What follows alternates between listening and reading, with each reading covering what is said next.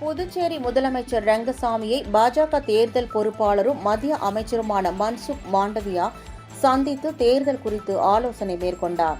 மத்திய தொழிலாளர் மற்றும் இளைஞர் நலன் விவகாரங்கள் துறை அமைச்சரும் புதுச்சேரி மாநில தேர்தல் பொறுப்பாளருமான மன்சுக் மாண்டவியா ஒருநாள் பயணமாக புதுச்சேரிக்கு வருகை தந்தார்.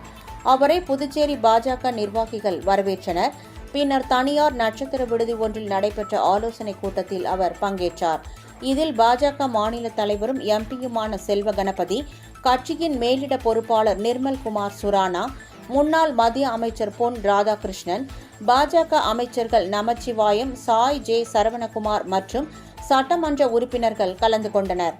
சட்டப்பேரவைத் தேர்தலுக்கு இன்னும் 10 மாதங்களே உள்ள நிலையில் ஆட்சியை தொடர்ந்து தக்க வைத்துக் கொள்வதற்கு எடுக்கப்பட வேண்டிய அடுத்த கட்ட நடவடிக்கைகள், கூட்டணி கட்சியின் தற்போதைய நிலைப்பாடு ஆகியவை குறித்து இந்த கூட்டத்தில் ஆலோசிக்கப்பட்டதாக தெரிகிறது.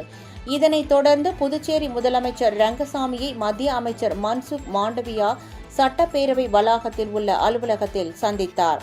அவருக்கு பூங்கொத்து கொடுத்து வரவேற்ற முதல்வர் ரங்கசாமி, மாநில அந்தஸ்து உள்ளிட்ட பல்வேறு பிரச்சினைகளுக்கு இன்னமும் தீர்வு கிடைக்கவில்லை என்றும், இதே நிலைமை நீடித்தால் காங்கிரஸ் ஆட்சிக்கு ஏற்பட்ட நிலைதான் தற்போதைய கூட்டணி ஆட்சிக்கும் ஏற்படும் என கூறியதாக தெரிகிறது.